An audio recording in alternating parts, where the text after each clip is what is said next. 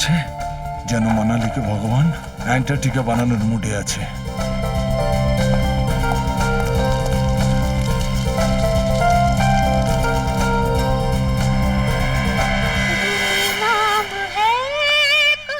বাড়িতে তো কেউ নেই, তাহলে মিউজিক কে চালালো?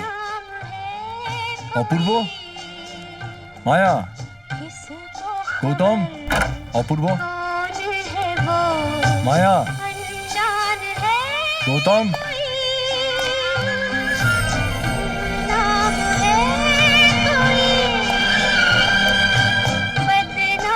বাচ্চারা নেই, তাহলে কে কে ওখানে? কে?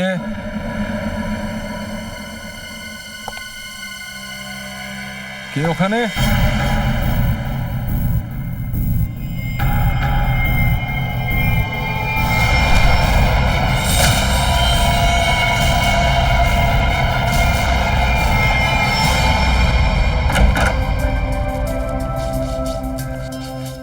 গৌতম, কি হলো? এখানে করিস না। কেন? আরে এখানে জানিস না আমাকে সব পরিষ্কার করতে হয়। আবার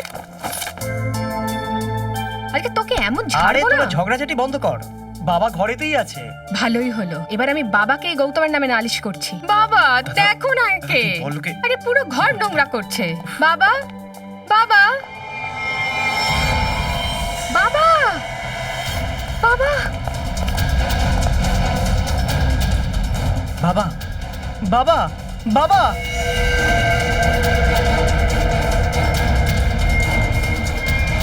বাবা is no more.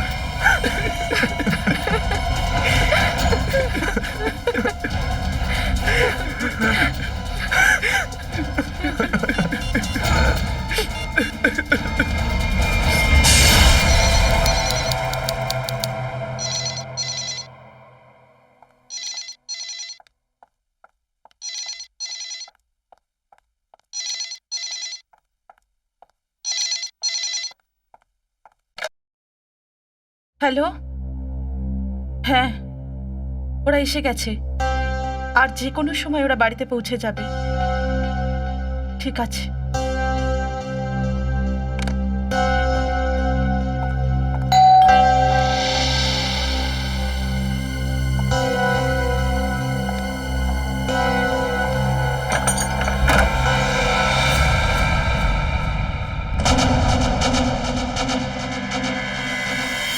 O my god, কি হয়েছে কল্যাণী? এসে গেছে ওরা? ওরা তো আসেনি, কিন্তু এই কফিনটা কেউ এখানে রেখে গেছে, আর কাউকে এখানে দেখাও যাচ্ছে না। এটা জগনের কফিন হবে, কিন্তু এটা তো বাচ্চাদের নিয়ে আসার কথা। হ্যাঁ, কিন্তু বাচ্চারা তো এখানে নেই। যখন আমি দরজা খুললাম তখন শুধু এই কফিনটাই রাখা ছিল। তুমি একটা কাজ করো, অপূর্বকে ফোন করো, দেখো ওরা কোথায়। হ্যাঁ,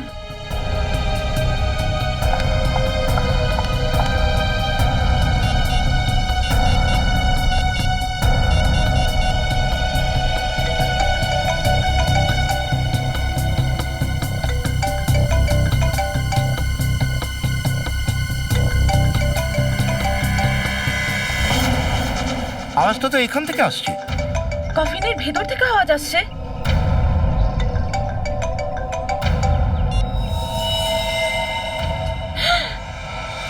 রক্ত, বিবেক, রক্ত। ও মাই গড! কিছু তো গন্ডগোল আছে, পুলিশকে ফোন করো তাড়াতাড়ি। এক মিনিট, তুমি প্যানিক করো না, খুলে দেখতে তো দাও।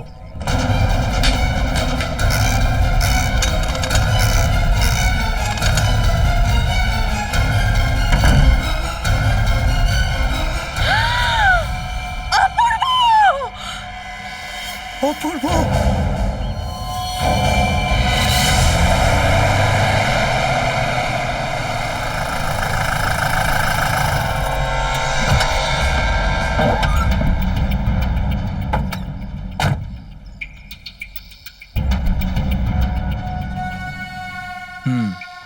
কাজ হয়ে গেছে। ইয়েস বস, আজ তো তুমি আমাদের পুরস্কার দেবে বস। কারোর কোনো সন্দেহ হয়নি তো? কোনো সন্দেহ হবে না বস, এত সুন্দর করে লাশটাকে রেখে এসেছি যে ওদের গায়ে কাঁটা দেবে, কাঁটা। এই বাস বাস বাস, আজ অবধি ঠিক করে কিছু করেছিস? কথা বলছে, আমি নিজে চেক করব।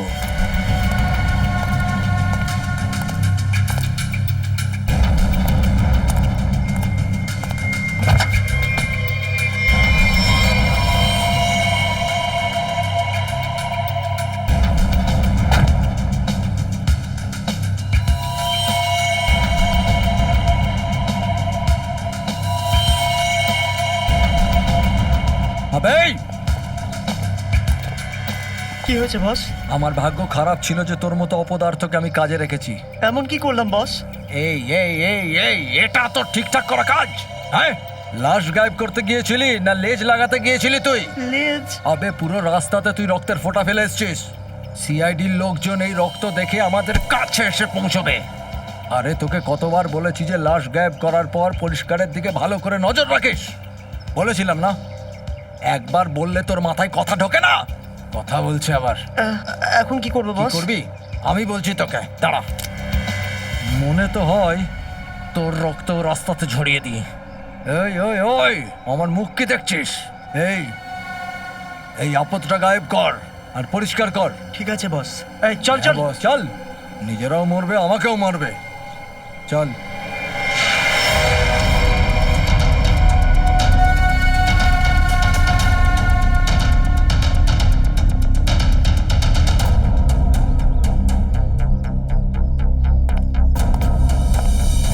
আচ্ছা, আপনার সঙ্গে ঠিক কি সম্পর্ক এই ডেড বডির? ও আমার বড় ছেলে ছিল। ওর বাবার লাশ নিয়ে আসার কথা ছিল, আর ও নিজেই। তার মানে কি বলতে চাচ্ছেন আপনি? ব্যাপারটা এই যে ওর স্বামী দুদিন আগে মারা গেছে হার্ট অ্যাটাকে। যার লাশ পড়ে রয়েছে অপূর্ব, ও ওর বাবার মৃতদেহ সঙ্গে নিয়ে এখানে আসার কথা ছিল ভাই আর বোনের সাথে। ভাই আর বোন তারা কোথায়? ওরা অনেক খোঁজ, ওদের ফোনে পর্যন্ত পাচ্ছি না। কোথা থেকে আসছিল ওরা? এয়ারপোর্ট থেকে কিছুক্ষণ আগে ওদের ফ্লাইট ল্যান্ড করেছিল, কিন্তু ওরা তো পৌঁছলোই না। শুধু কফিনটা এসেছে, তাও অপূর্ব মৃতদেহের সাথে। যা বাবা, মনে হচ্ছে কেউ মাঝপথেই কাণ্ডটা ঘটিয়েছে। আচ্ছা, আপনার কি সম্পর্ক জগনের সঙ্গে? কোনো সম্পর্ক নেই। মানে ইনি আমার স্বামী। আচ্ছা আচ্ছা আচ্ছা, মানে দ্বিতীয় বিয়ে হয়েছে এনাদের। আচ্ছা, একটা কথা বলুন, এই অপূর্ব এনার এক্স হাজব্যান্ডের লাশটাকে নিয়ে এনার কারেন্ট হাজব্যান্ডের বাড়িতে কেন আসছিল? হ্যাঁ, এটা আমার বাড়ি না, এটা কল্যাণীর বাড়ি। মানে আপনি ঘর জামাই? হ্যাঁ। যাই হোক, এটা তো আপনার পার্সোনাল ব্যাপার। আপনি এটা বলুন যে ওরা কোথা থেকে আসছিল, আর এয়ারপোর্টে ওদের কার রিসিভ করার কথা ছিল? যখন আমাদের 3 সন্তানের সাথে মানালিতে থাকতো, 2 দিন আগে অপূর্বর ফোন এলো যে হার্ট অ্যাটাকের কারণে উনি মারা গেছেন। আমি অপূর্বকে বললাম ওনার শেষকৃত্যের জন্য এখানে আনা হোক। এয়ারপোর্ট থেকে বেরোনোর পর ওখান থেকে একটা প্রাইভেট ট্যাক্সি নেয় ওরা এখানে আসার জন্য। আর তারপর প্লিজ আপনি আমার 2 ছেলে মেয়েকে খুঁজে বার করুন। মায়া আর গৌতম কোথায় আছে কিছু জানি না। দেখুন, আপনি চিন্তা করবেন না, ওদের আমরা ঠিক খুঁজে বের করব।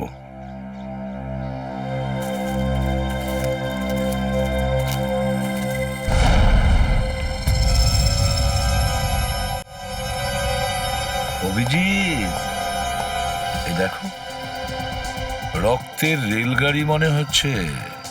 Yes sir. নিখিল স্যার, একটু দেখো তো যে এই রেলগাড়ি কোন স্টেশন থেকে এসেছে। চলো, হয়ে গেছে, ফিরে যাই। স্যার, ফিরে যাচ্ছি মানেটা কি? তোমার মুখ দেখাতে এসেছিলে এখানে? মানেটা হচ্ছে একটা লাশ পড়ে আছে, তার খুন হয়েছে, কে খুন করেছে সেটা তো তোমরা বার করেই নেবে। তোমরা তো মহান লোক, তো আমার কি দরকার? একে যদি না ডাকি এর কান দিয়ে ধোঁয়া বেরোতে শুরু করে। আমাকে ডাকা হয়নি, না হলে আমিই কেস সলভ করে দিতাম, নিমেষে খুনিকে ধরতে পারতে। আর এখন লাশটাকে শুকেও দেখেনি আর তিনি চলে যাচ্ছেন। হ্যাঁ, শুকে নিয়েছি, তারপরে? তাহলে মুখটা খোলো না। এই লাশটাকে তুমি শুকে কি জানতে পারলে সেটা না বলেই চটপট পালিয়ে যাচ্ছ কি করে? দেখো সালুকে, দুটো বাচ্চা নিখোঁজ এই মহিলার, দুটো বাচ্চা, তার উপরে আবার এদের বাবার লাশটাও উধাও। লাশ উধাও তো আমি কি করব? লাশ হয়ে আমি এখানে শুয়ে পড়বো? আরে ভাই, লাশ খোঁজা তোমাদের কাজ, তো খোঁজো না। জিজ্ঞেস করো কাউকে যে এই কফিনটা কোথা থেকে এসেছে। এর মধ্যে আমার কি কাজ? আচ্ছা ঠিক আছে, তুমি যাও। আরে যাও। এক মিনিট স্যার, এই কেসে আপনাকে আমাদের প্রয়োজন। আপনি দেখুন। ভাই, সব কেসেই তো তোমাদের আমাকে প্রয়োজন হয়, কিন্তু তোমরা মানছোটা কোথায়? আরে একে ছেড়ে দাও আরে অভিজিৎ। স্যার প্লিজ এক মিনিট। আচ্ছা সালুকে স্যার, আপনি প্লিজ একবার ভালো করে দেখুন না কেসটাকে। এর চোখেই অন্ধকার নেমে এসেছে, কি করে ভালো করে দেখবে? কিছু বললে? না না, এটা আমাদের নিজেদের কথা, তুমি তোমার কাজ করো। এই কফিনটা কোথা থেকে এসেছে? শোনো, এয়ারপোর্ট থেকে। তবে এয়ারপোর্ট যাও না ভাই, এখানে কি করছো? যাবো তো নিশ্চয়ই সালুকে বাবু, কিন্তু আপনি মাঠ ছেড়ে পালাচ্ছেন কেন? বৌদি, বৌদি, তোমার স্বামীর লাশ এসে গেছে। না, আমার ছেলের লাশ এসেছে। কি বলছো তুমি?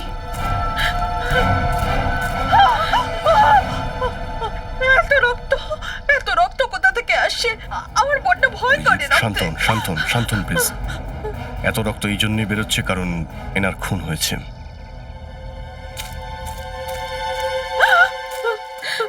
এরা কি বলছেন? অপূর্ব খুন হয়ে গেছে বৌদি। আচ্ছা ইনি এ আমার বোন আর কল্যাণীর ননদ। কিন্তু বৌদি, এতে অপূর্ব লাশ আছে, তো তোমার স্বামীর লাশ কোথায় গেল? সালুকে, যদি 5 বছরের বাচ্চার মতন মুখ ভার না করতে, তাহলে এতক্ষণে কিছু না কিছু সূত্র পেয়ে যেতে। বস, এই নাকের ভেতর ছোট ছোট দানা দেখা যাচ্ছে না, হয়তো এটাই অ্যাড্রেস কার? ওনার হাজবেন্ডের লাশের। আরে তোমরা করছোটা কি? আজ আবার কোনো প্যাসেঞ্জারের লাগেজ মিসিং হয়েছে। তোমাদের জন্য গভর্নমেন্ট কোনোদিন আমাকে এই অফিস থেকেই মিসিং করে দেবে। ঠিক করে কাজ করো। স্যার।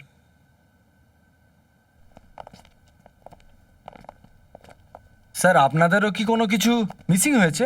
আমরা সিআইডি অফিসার। আমরা এখানে একজন প্যাসেঞ্জারের ব্যাপারে জিজ্ঞাসাবাদ করতে এসেছি। আজ সকালে কানেক্ট এয়ারওয়েজ থেকে 3 জন একটা কফিন নিয়ে মানালি থেকে মুম্বাই আসে। আর ওই 3 জন প্যাসেঞ্জার এরা, এই দেখুন, এ অপূর্ব, গৌতম আর এ হচ্ছে মায়া। এরা 3 জন নিজের বাবার বডিকে কফিনে করে এখানে আনছিল। হ্যাঁ স্যার, এইরে তো ছিল। ওই কফিনে এদের বাবার লাশ ছিল, যেটা এখনো ওদের বাড়িতে পৌঁছয়নি। বরং ওই কফিনে অপূর্বর লাশ পাওয়া গেছে। এটা কি করে হলো? সেটাই খোঁজ নিচ্ছি আমরা। আর এর পাশাপাশি গৌতম আর মায়া, এই দুটো বাচ্চাও নিখোঁজ। স্যার, আমার তো মনে হচ্ছে যে ওই লাশটা কোথাও। একটা কথা বলুন, যে 3 জনকে কফিন সহ কেউ রিসিভ করতে এসেছিল কিনা? না স্যার। আচ্ছা, একটা কাজ করুন, আপনাদের স্টাফরা তো হেল্প করছিল কফিনটাকে ওদের গাড়িতে পৌঁছে দিতে। হ্যাঁ স্যার। ওদেরকে একটু ডাকুন। হ্যাঁ, আমি ডাকছি। হ্যাঁ, চন্দন আর বিধানকে তাড়াতাড়ি ভেতরে পাঠাও।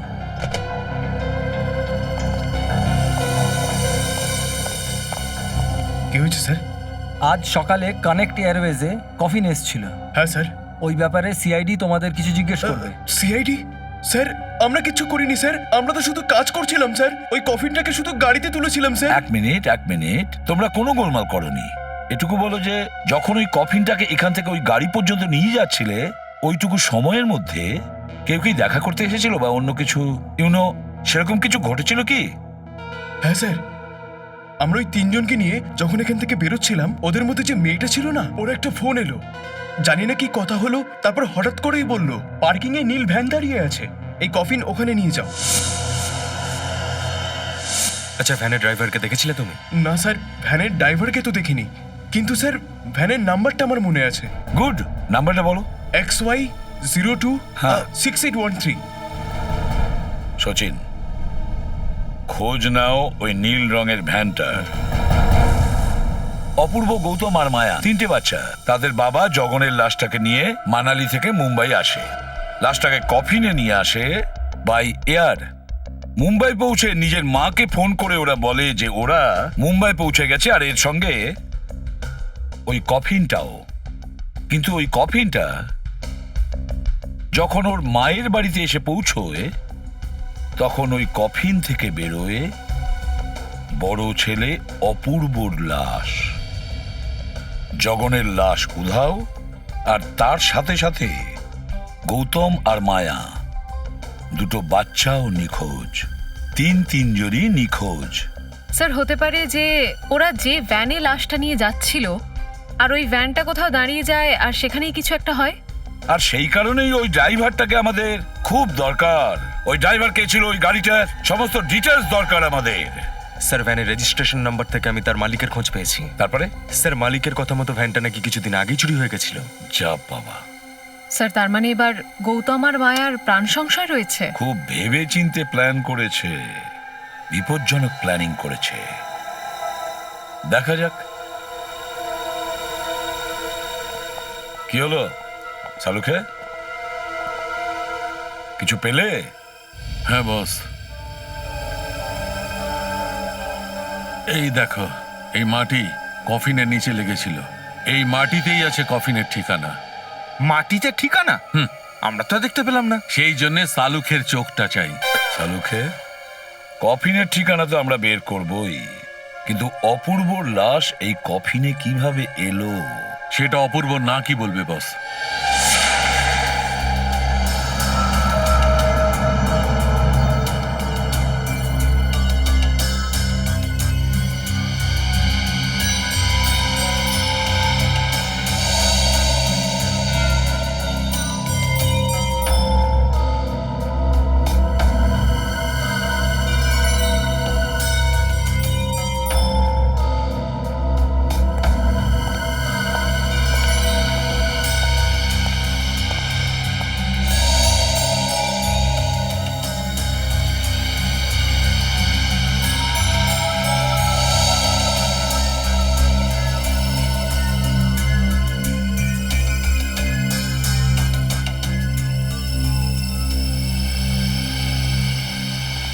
হ্যাঁ স্যার, কিছু জানতে পারলেন? ভাই এখনো পর্যন্ত তো সন্দেহের উপরই কাজ করছি। হ্যাঁ, সন্দেহ দূর হয়নি? হয়ে গেছে, সন্দেহ দূর হয়ে গেছে। আমি এর নাক থেকে পোলেন্স পেয়েছি, পরাগের। আর ডক্টর সালুকে এটা কিভাবে জানতে পারলেন? ফরেন্সিক পোলোনোলজি দ্বারা। ডক্টর সালুকে? সেটা আবার কি? ফ্রেডি, এটা ফরেন্সিক সায়েন্সের একটা আলাদা টেকনিক। স্যার এটা কিভাবে হয়? নিখিল, এই টেকনোলজি দিয়ে আমরা খুব ছোট পার্টিকেল লাইক মাইক্রো পার্টিকেলসকে ডিটেক্ট করতে পারি। যেমন ফুল, গাছ, কাপড়, মাটি, এরকম অনেক জিনিসের মধ্যেই পাওয়া যায়। বাহ, কি দারুণ বললেন সারিকা দেবী, কি নলেজ! কিন্তু এটাকে খুব মন দিয়ে দেখতে হয়। কিন্তু অনেক সময় কি হয় কি, কোন দুষ্টু ভ্রমর একটা ফুলের উপর বসে ওর সমস্ত পোলেন্স, ওর সমস্ত পরাগ চুরি করে নিয়ে পালিয়ে যায় আর সমস্ত ব্যাপারটা ওলট পালট করে দেয়। স্যার, এই যে পলিন জলে আর হাওয়াতেও ছড়ায়, তাহলে আপনি শুধু বেচারা ভ্রমরকেই কেন দোষ দিচ্ছেন? কারেক্ট, ঠিক বলেছ। কেন আমি শুধু শুধু বেচারা ভ্রমরকে দোষ দিচ্ছি? কিন্তু আসলে ঘটনা ঘটে কি, যখন আমরা বাইরে থেকে আসি আমাদের সমস্ত শরীরে, নাক, কান, গলায়, সব জায়গায় পোলেন্স লেগে থাকে। আর ওই পোলেন্সকে যাচাই করে আমরা জানতে পারি যে এই বিশেষ লোকটি কোথা থেকে এসেছে। এটা ঠিক কথা। আমি বলছি শোনো, এই দেখো, এটার উপর আমি এইটার সাহায্যে পোলেন্স নিয়ে নিয়েছি যেটাও নাকে ছিল, আর এই পোলেন্সের উপর 2 ফোঁটা মিথাইল অ্যামাইন ড্রপ ফেলছি, আর এটাকে আমি করে দিচ্ছি সিকিউর। এবার এটাকে চেক করে আমরা জানতে পারবো যে এই পোলেন্স কিভাবে কোথা থেকে এসেছে। এই দেখো স্যার এটা তো এখন দেখছি কমলা রঙের হয়ে গেল। এবার আমরা এর আকারটাকে আমাদের ডাটা স্যাম্পলের সঙ্গে ম্যাচ করে দেখব, যাতে জানতে পারি যে এই পোলেন্সটা কোন টাইপের। সারিকা, ম্যাচ করে দেখো।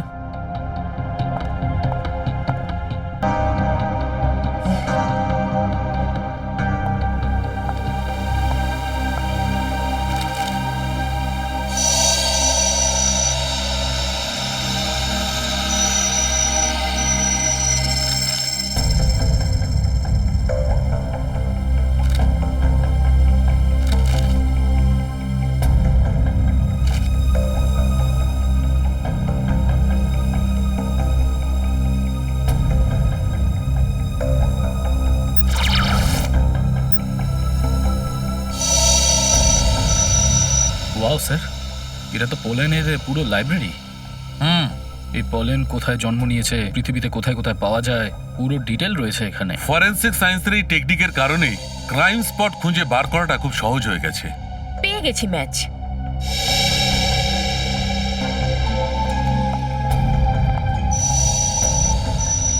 এটা মেরিগোল্ড, যার হাইব্রিড নাম মারিয়াসা গোল্ড 63।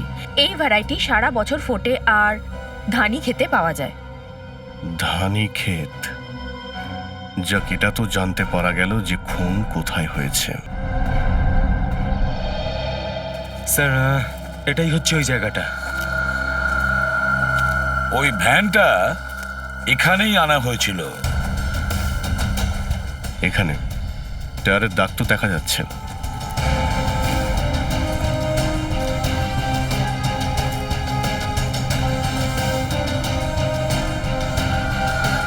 বস, এটা সেই ভেন্টারি চাকার চিহ্ন। ও, তার মানে জগনের লাশ খুনি এখানেই কোথাও ফেলে গেছে। কিন্তু স্যার এত বড় ক্ষেতে আমরা ওর লাশ খুঁজবো কোথায়? আমি বলছি বস। তাহলে কখন বলবে? দিনক্ষণ বের করতে হবে নাকি? আরে বলছি ভাই, চেঁচাচ্ছ কেন? 1 মিনিট দাঁড়াও।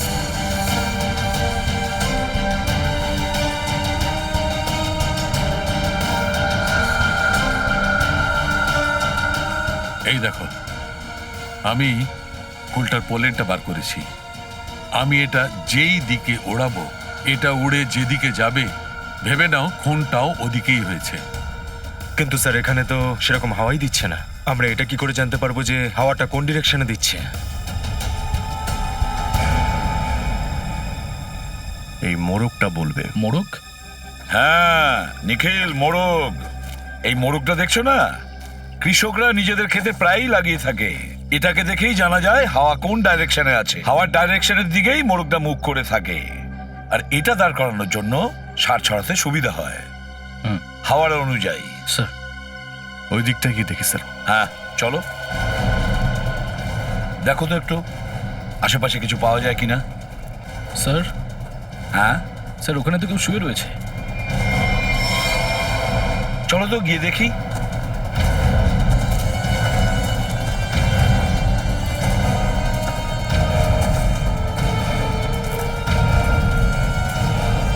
হ্যালো, ও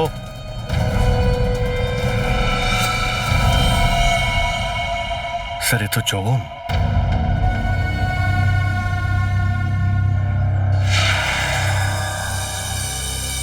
দেখুন, জগনবাবুর লাশ আমরা গেঁদার ক্ষেত থেকে পাই। আচ্ছা বলতে পারবেন যে এরকম কে করতে পারে? কে মারতে পারে জগনবাবুকে? কে মারতে পারে আপনার ছেলেকে? কাউকে কি আপনি সন্দেহ করেন? কারোর সাথে ওনার কোনো শত্রুতা ছিল কিনা? হ্যাঁ, আমার কারোর উপর সন্দেহ নেই। আচ্ছা তাহলে এই খুনটা প্রপার্টির সঙ্গে জড়িয়ে নেই তো? আপনারা আমাদের সন্দেহ করছেন কেন? কেন করব না? মিস্টার যখন বড় লোক ছিলেন, মানালিতে ওনার আপেলের বাগান ছিল, জমি জায়গা ছিল। ওনার মৃত্যুতে আর অপূর্বর মৃত্যুতে আর 2 ভাই বোন নিখোঁজ হওয়ার পরে প্রপার্টি তো আপনারাই পেতেন, তাই না? দেখুন স্যার, আপনারা কিন্তু আমাদের ভুল বুঝছেন। আমরা তো এটাও জানতাম না জগনের কাছে এত প্রপার্টি আছে, আপেল বাগান আছে। তাছাড়া আমি একটা ভালো চাকরি করি স্যার, ভালো ইনকাম করি। আর কি চাই জীবনে স্যার? আর আমার তো এসবের সঙ্গে কোনো সম্পর্কই নেই, আমাকে এসবের থেকে দূরই রাখুন। দেখুন, আমি আমার ফ্যামিলি আর স্ত্রীকে নিয়ে সুখে আছি, আমার আর কিচ্ছু চাই না। আচ্ছা, তার মানে হলো যা কিছুই উদ্দেশ্য ছিল সেটা আপনার স্ত্রী ছিল? দেখুন স্যার, আপনারা আমার ছেলে মেয়েকে খোঁজার বদলে আমার আর আমার ফ্যামিলির উপরে সন্দেহ করছেন। না না না না না, সেরকম কিছুই না। আমরা আপনাদের উপরে কোনো অভিযোগ খাড়া করছি না। আমরা তো শুধু সত্যিটা জানবার চেষ্টা করছি। তবে একটা কথা আপনাদের নিশ্চয়ই বলবো, সত্যিটা বললে আপনাদের জন্য লাভজনকই হবে।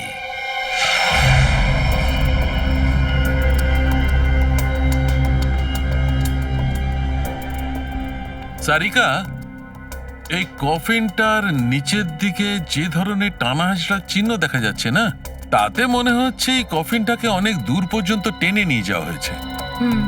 তুমি এক কাজ করো, কফিনটার যেখানে যেখানে মাটি লেগে আছে এই মাটিটার স্যাম্পল নিয়ে নাও। এই মাটিই বলবে যে কফিনটা কোথা থেকে এসেছে।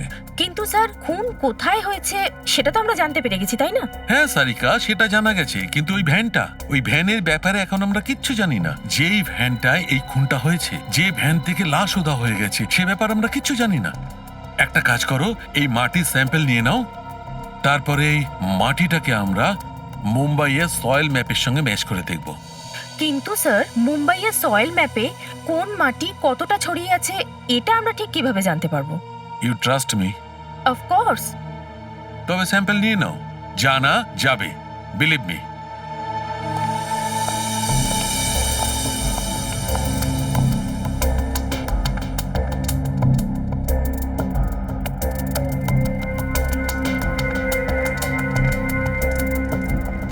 আরে জি, ডক্টর সালুখে, আপনি আবার পড়াশোনা শুরু করলেন নাকি? কি করব বলো, তোমাদের সাহায্যের জন্য তো পড়াশোনা করতেই হয়। কিন্তু এই কফিনে এমন কি আছে যার জন্য আপনাকে তো মোটা বই পড়তে হচ্ছে? এই পড়াশোনার কেন দরকার, ওই কফিনটা বলবে। সেটা কিভাবে? কফিনে পাওয়া এই মাটির আমরা সেডিমেন্টেশন টেকনোলজিতে অ্যানালাইসিস করব, আর তাতে সব কিছু জানা যাবে।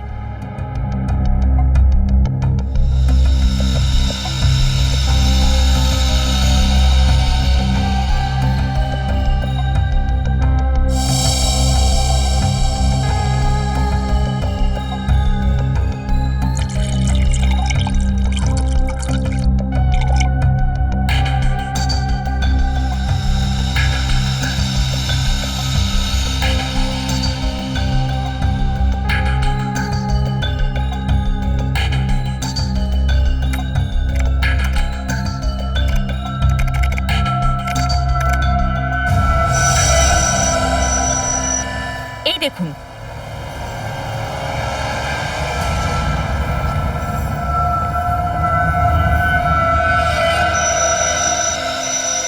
স্যার, এটা তো ঘাসের মতো কিছু মনে হচ্ছে। এক মিনিট, এবার দেখো, এটা ঘাস নয়, এটা মোলাসেস, আখের মূল থেকে যেটা বেরোয়, যেখানে গুড় তৈরি হয়। মানে এই কফিনটা সেখানে নিয়ে যাওয়া হয় যেখানে আখের রস থেকে গুড় তৈরি হয়, সুগার ফ্যাক্টরি। স্যার, ওখানে কাছাকাছি কয়েকটা সুগার ফ্যাক্টরি রয়েছে। আচ্ছা ডক্টর সালুখে, এই মাটিটা কোন এরিয়ার কিছু বলতে পারবেন? হ্যাঁ, নিশ্চয়ই বলা যাবে।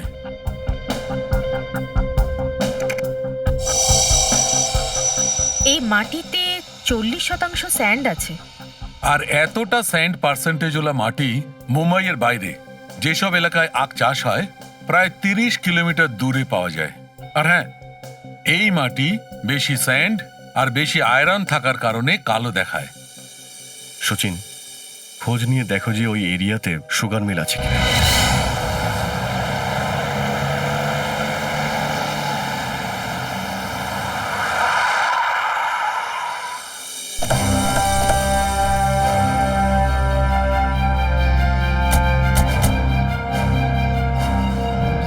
চঙ্গনলাল সুগার মিল। লোকজন তো এখানে চলাফেরা করছে, জনবহুল এলাকা, এখানে খুনি খুন করে পালালো কি করে? আর তাছাড়াও লাশটাকে অদল বদল করেছে। ডক্টর সালুখে সুগার মিলের কথা বলেছেন, আর এখানে আশেপাশে 30 কিলোমিটারের মধ্যে এটাই একমাত্র মিল। যাই হোক না কেন, খুন এখানেই হয়েছে স্যার। চলো ওকে গিয়ে জিজ্ঞেস করি। এই যে শোনো, বলুন। তুমি এখানকার সিকিউরিটি গার্ড? আগে হ্যাঁ। আমরা সিআইডি থেকে এসেছি, তোমাকে কিছু জিজ্ঞাসাবাদ করব। সিআইডি? স্যার কি ব্যাপার, আমায় ক্ষমা করে দিন, আমি কোনো ভুল করিনি। দেখো, ভয় পেও না, আমাদের কিছু প্রশ্নের উত্তর দাও। হ্যাঁ হ্যাঁ। যে তুমি একা এখানে ডিউটি করো নাকি অন্য কেউ ডিউটি করে যে শিফটে আসে যায়? না স্যার, আমি একাই কাজ করি। তাহলে আমাদের বলো, আর একটু ভালো করে ভেবে চিন্তেই বলো যে তুমি কোনো কফিন দেখেছো এখানে? কেন ভয় দেখাচ্ছেন, এখানে কফিন কেন আসবে? ঠিক আছে, কফিন দেখোনি, কোনো নীল রঙের ভ্যান ট্যান দেখেছো যেটা দেখে সন্দেহ হয়েছে তোমার? স্যার এমনিতে আমি সবাইকে সন্দেহ করি, কিন্তু নীল রঙের কোনো গাড়ি আমি দেখিনি স্যার, আপনারা বুঝছেন তো। আচ্ছা ঠিক আছে, একটা কথা বলো, এখানে আশেপাশে এমন কোনো খালি জায়গা আছে, যেমন ধরো কোনো গোডাউন? হ্যাঁ স্যার, একটা পুরনো গোদাম আছে আমাদের মালিকের, চলুন দেখাচ্ছি। চলো দেখাও। দেখো। চলুন। আসুন স্যার, এটাই পুরনো গোদাম। তুমি একটু বাইরে যাও। ঠিক আছে। গেটটা তো অনেক উঁচু, একদম। ভ্যান সহজেই ঢুকতে পারে। এই জায়গাটা দেখে তো মনে হচ্ছে অনেকদিন এখানে কারো পা পড়েনি। অনেক সময় ধরে কেউ আসেনি যখন, তাহলে এই বস্তাগুলো এইভাবে রাখা কেন? আবার ওপরে তিরপল টানানো, একটু দেখো তো নিচে কি আছে।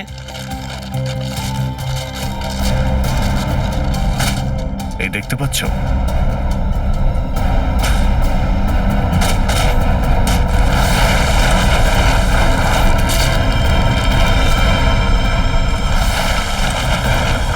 এটা কি দারুণ ব্যাপার স্যার, পুরো ভ্যানটাকেই ঢাকা দিয়ে রেখেছে এখানে। আর এই দেখুন ওই নাম্বারটাই XY026813। চেক করো দেখো।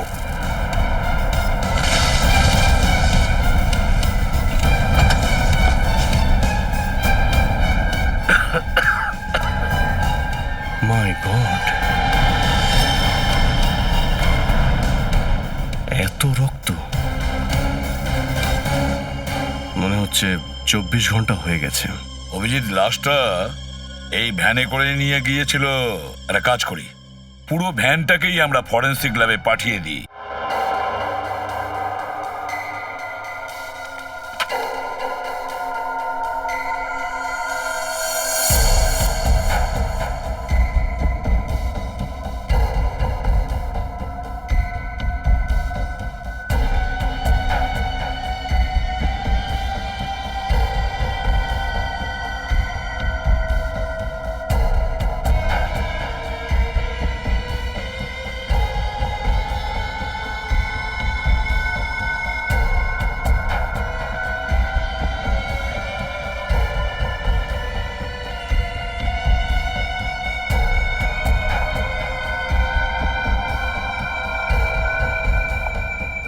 স্যার, হুম।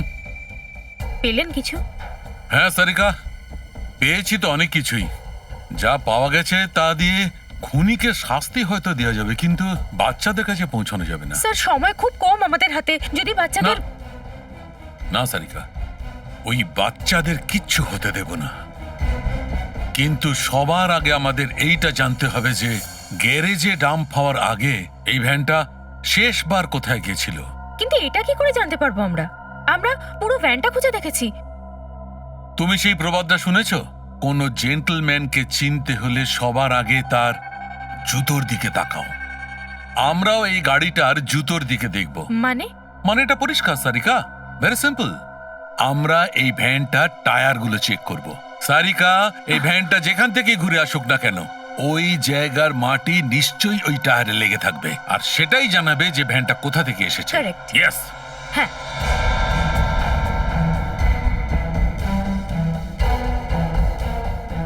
একটু ফরসেটটা ওখান থেকে নিয়ে এসো।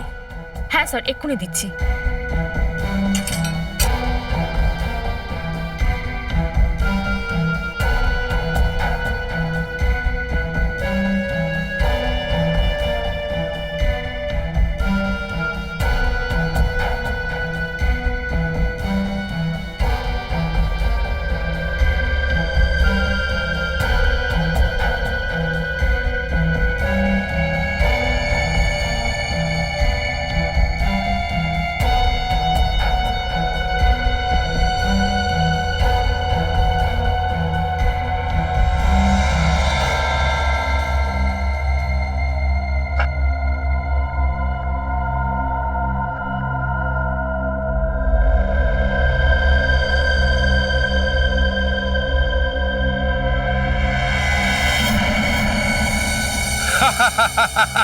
Got it.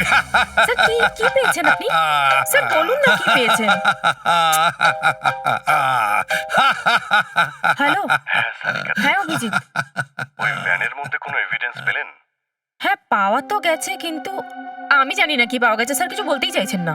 আরে কেন? ডক্টর সালুকে কোথায়? এখানেই আছেন, লাফাচ্ছেন, গট ইট করছেন। আরে উনি এমন কি পেয়েছেন যার জন্য ব্যাঙের মতো লাফাচ্ছেন? জানি না, আমাকে কিচ্ছু বলছেন না, তুমিই কথা বলো। স্যার, অভিজিৎ। ও অভিজিৎ, হ্যাঁ ভাই। ভাই ওই মেসেঞ্জার আমরা পেয়ে গেছি, যেটা আমাদের গৌতম আর মায়ার ঠিকানা বলে দেবে।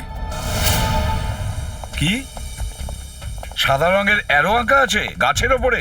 আচ্ছা ঠিক আছে, খুঁজছি আমরা। আচ্ছা ওখানকার পজিশন কি? এখানকার সিচুয়েশন তো কন্ট্রোলে, কিন্তু আমি নিজের চোখের সামনে যা দেখতে পাচ্ছি সেটা দেখে তো আমার অজ্ঞান হয়ে যাওয়ার জোগাড়। কোনো ব্যাপার না, আমরা তাড়াতাড়ি পৌঁছে যাব। কি বলছে শ্রেয়া, সব ঠিক আছে তো?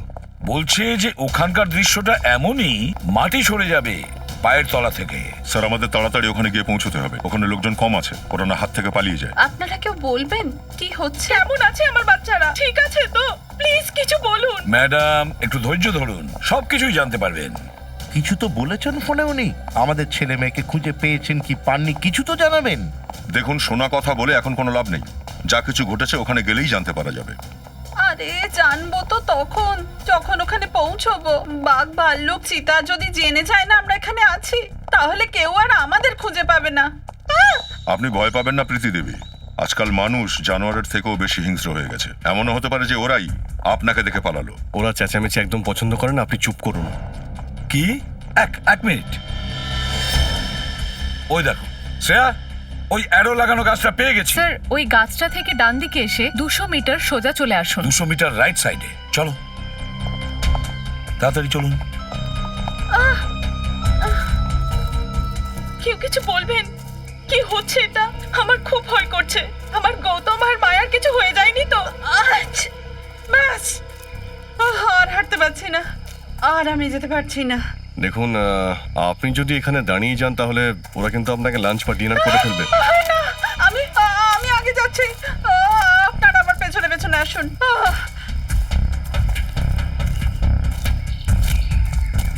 সাবধানে দেখে চলো। হ্যাঁ শ্রেয়া, স্যার, ওই দেখুন স্যার।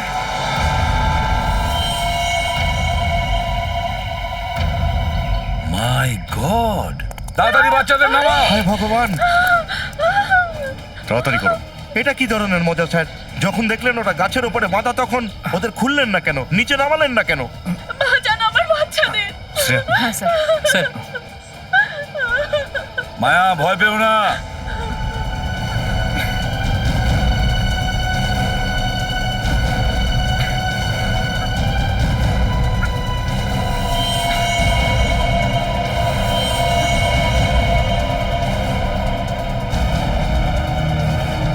নিচে নামাও, নিচে নামাও।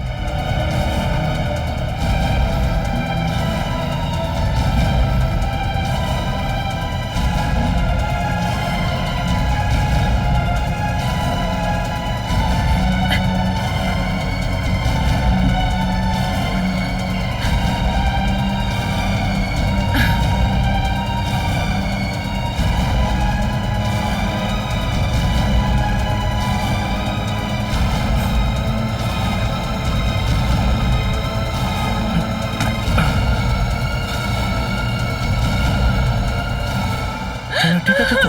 হ্যাঁ, তোরা ঠিক আছিস তো? বন্ধ করো তোমার নাটক। আমাদের এই অবস্থার জন্য তুমিই দায়ী।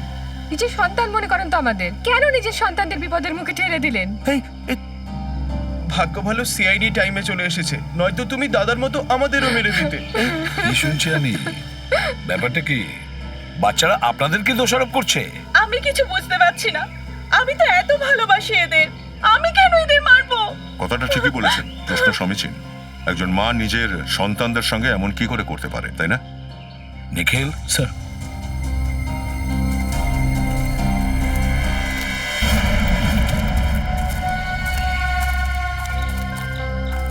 তোমরা তো লুকোনোর অনেক চেষ্টা করেছিলে, কিন্তু ওই পোকাটা এখানকার ঠিকানা বলে দিয়েছে।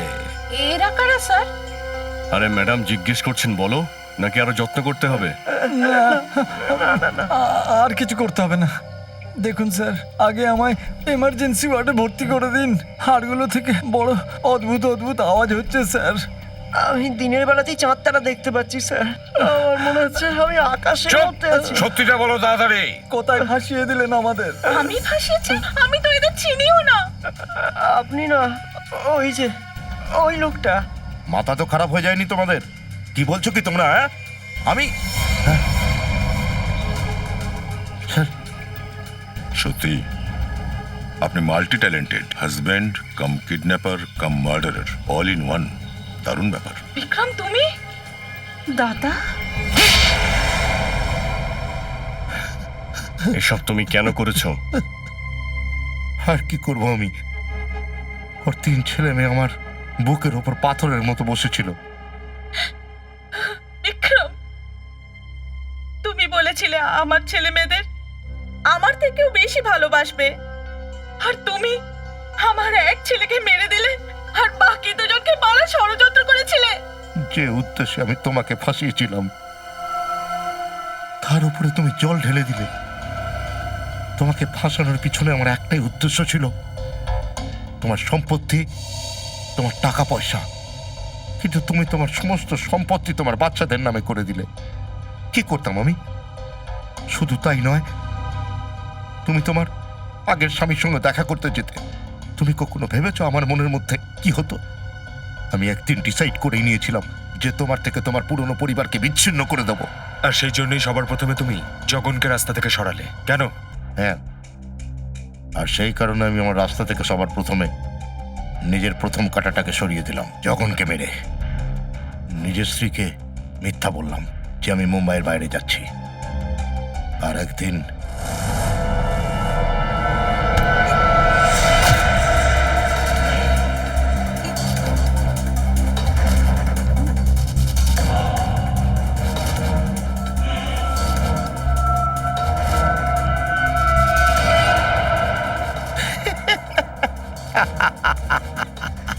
আমি ভেবেছিলাম জগনের মৃত্যুর পর তোমার ভালোবাসা তোমার ছেলে মেয়েদের জন্য কমে যাবে, কিন্তু আমি ভুল ছিলাম। তোমার ভালোবাসা আরো বেড়ে গেল। শুধু তাই নয়, তুমি ওদেরকে নিজের সঙ্গে রাখার সিদ্ধান্ত নিলে। আর এই ব্যাপারটা তোমার ভালো লাগেনি, সেই জন্য তুমি এদের দুজনকেও মেরে ফেলতে চেয়েছিলে, তাই তো? বিক্রম, আমি তোমার উপরে এত ভরসা করলাম আর তুমি সব নষ্ট করে দিলে। আমি তোমাকে ঘৃণা করি, ঘৃণা।